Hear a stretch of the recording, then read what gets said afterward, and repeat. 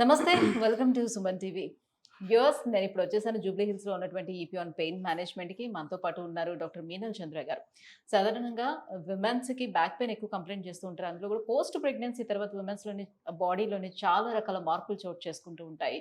So, అందులో భాగంగానే ఎక్కువ మంది బ్యాక్ పెయిన్ వస్తుందని కంప్లెయింట్ చేస్తూ ఉంటారు. నార్మల్ డెలివరీ అయినా కూడా, సిజేరియన్ అయినా కూడా సాధారణంగా ఈ బ్యాక్ పెయిన్ అనేది వస్తుంటుంది. సో, ఇందులో ఉన్నటువంటి మిత్స్ ఏంటి? ఫ్యాక్ట్స్ ఏంటి? చాలామందికి చాలా రకాల డౌట్స్ కూడా ఉన్నాయి. ఎలా వస్తుంది ఈ పెయిన్ అనే దానిపైన? అండ్ దీనికి ట్రీట్మెంట్ ఎలాంటి ట్రీట్మెంట్ అందుబాటులో ఉంది? పూర్తిగా ఈ బాధ నుంచి బయటపడే అవకాశం ఎంతవరకు ఉంది? ఈ విషయాలన్నీ మేడంని అడిగి తెలుసుకుందాం. Hello ma'am. నమస్తే. Ma'am, so back pain, so post pregnancy తర్వాత ఈవెన్ సిజేరియన్ అయినా కూడా, నార్మల్ డెలివరీ అయినా కూడా వాళ్ళు బ్యాక్ పెయిన్ ఎక్కువగా కంప్లెయింట్ చేస్తూ ఉంటారు లేడీస్. సో సాధారణంగా సిజేరియన్ అయితే ఏంటంటే అక్కడ ఇంజెక్షన్స్ ఇస్తారు కాబట్టి దానివల్ల బ్యాక్ పెయిన్ వస్తుందని అందరిలో ఉన్నటువంటి ఒక, అది అపోహ కావచ్చు, నిజం కావచ్చు, అది మీరే డిసైడ్ చేయాలి అని అనుకుంటారు. కానీ మీరు నార్మల్ డెలివరీ అయినప్పుడు కూడా ఎందుకు వస్తుంది అని? సో, పోస్ట్ ప్రెగ్నెన్సీ తర్వాత సేక్రోయిలియాక్ జాయింట్ పెయిన్ చాలా కామన్‌గా ఉంది. It is most important cause of pain after pregnancy. So, ఏమవుతుంది డ్యూరింగ్ ప్రెగ్నెన్సీ ఇది పెల్విస్‌లో బేబీ అకామిడేట్ అవుతుంది and then baby is delivered కదా!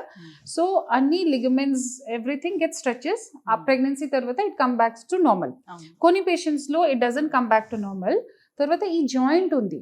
ఇది స్పైన్ ఉంది, ఇది హిప్ ఉంది. మధ్యలో ఒక జాయింట్ ఉంది, సేక్రోఇలియాక్ జాయింట్.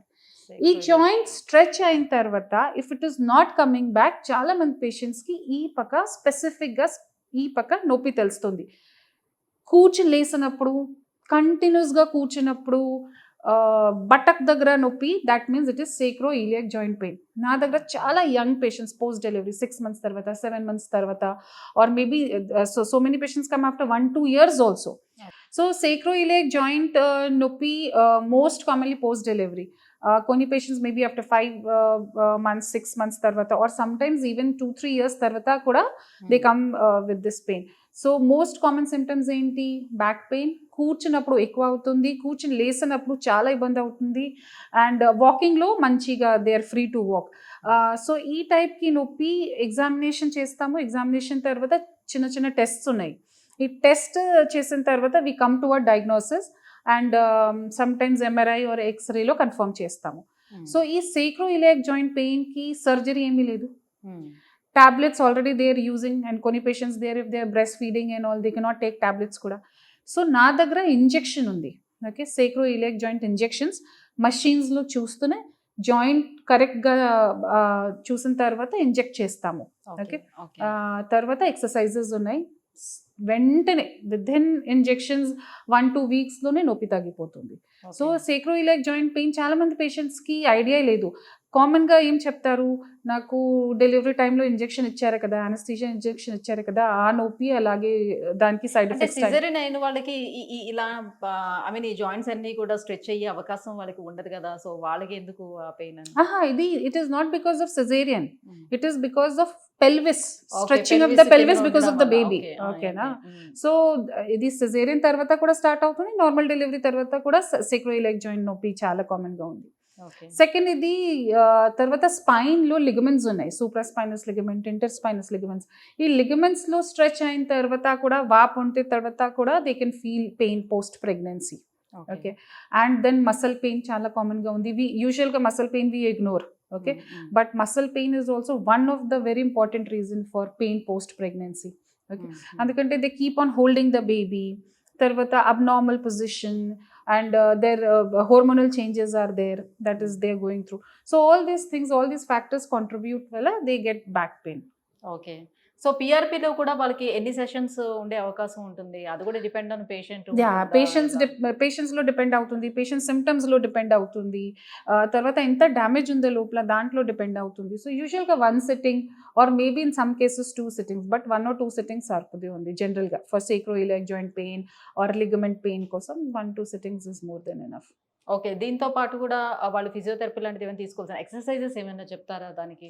తప్పకుండా ఎక్సర్సైజ్ చాలా ఇంపార్టెంట్ ఉంది. నా పెయిన్ మేనేజ్మెంట్‌లో ఎక్సర్సైజెస్‌కి role is more than 30-40%. Okay.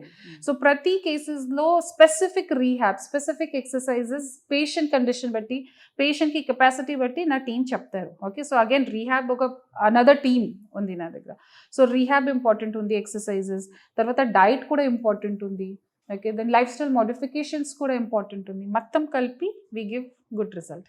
సాధారణంగా ఆర్థోపెడిషియన్ దగ్గరికి వెళ్ళేటప్పుడు చాలామంది చెప్పే విషయం ఇలాంటి ప్రాబ్లమ్స్ ఉండేటప్పుడు లేకపోతే ఎనీ జాయింట్ ప్రాబ్లమ్స్ ఉండేటప్పుడు వెళ్ళేటప్పుడు సో ఆల్మోస్ట్ మీరు రెస్టింగ్ పొజిషన్‌లో ఉండాలి. మీరు వాక్ కూడా ఎక్కువగా చేయొద్దు. So any exercises 6 months or 3 months వరకు చేయొద్దు. ట్రీట్మెంట్ కంప్లీట్ అయిపోయేంత వరకు చేయొద్దు. ఇవన్నీ చెప్తూ ఉంటారు.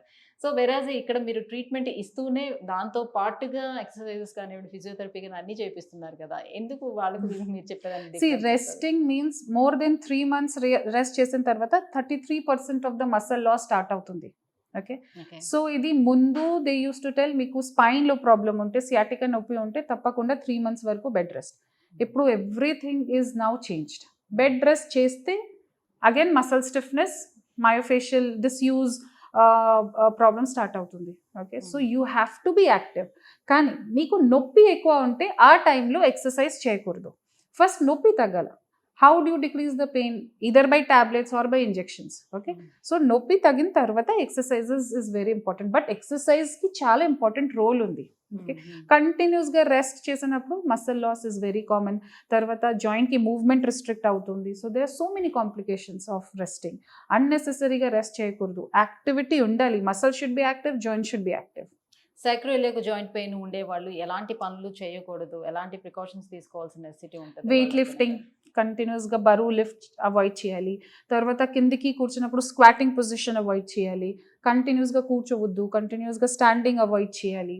సో ఈ కొన్ని ప్రికాషన్స్ ఉన్నాయి. సివియర్ ఉంటే అవాయిడ్ మీన్స్ ఎవాల్యుయేట్ చేయాలి. Okay. So because most of the time the sacroiliac joint pain will not be seen in other investigation. So దానికోసం స్పెసిఫిక్ టెస్ట్ ఉంది. ఈ స్పెసిఫిక్ టెస్ట్లోనే we identify 90% of the time ఈ specific టెస్ట్లోనే we identified. Confirmation కోసం if required x-ray or MRI చేస్తాము. So ఈ precautions follow చేయాలి. If with pain killers for 2-3 days exercise వల్ల if it is not coming down తప్పకుండా go to a pain physician and get it so evaluated. ఇలాంటి problems ఉండేటప్పుడు చాలా మంది యోగా చేసుకుంటే క్యూర్ అవుతుంది అనే ఉద్దేశంతో వెళ్తారు. ట్రీట్మెంట్ ఫినిష్ అయిపోయిన తర్వాత అది స్టార్ట్ చేసుకుంటే బెటరా? లేకపోతే బిఫోర్ ట్రీట్మెంట్ కానీ ట్రీట్మెంట్ జరుగుతున్నప్పుడు కానీ చెయ్యొచ్చు అంటారా? See, like I said, నొప్పి ఎక్కువ ఉంటే any kind of physical activity can be dangerous. Okay. So if yoga start చేస్తే or any kind of exercise start చేస్తే నొప్పి ఎక్కువకి ఛాన్సెస్ ఉన్నాయి. సో ఫస్ట్ నొప్పి తగ్గాల. నొప్పి తగ్గింది కోసం either you take pain killers or these kind of treatment and then start yoga or any kind of exercise, rehab, whatever should be only done when your pain is come down. నొప్పి ఉంటేనే చేస్తే చాలా కష్టం. Right. Thank you so much ma'am. So post pregnancy తర్వాత లేడీస్లో వచ్చేటువంటి back పెయిన్కి reasons and treatment గురించి కూడా తెలియజేసినందుకు thank you. Thank you so much.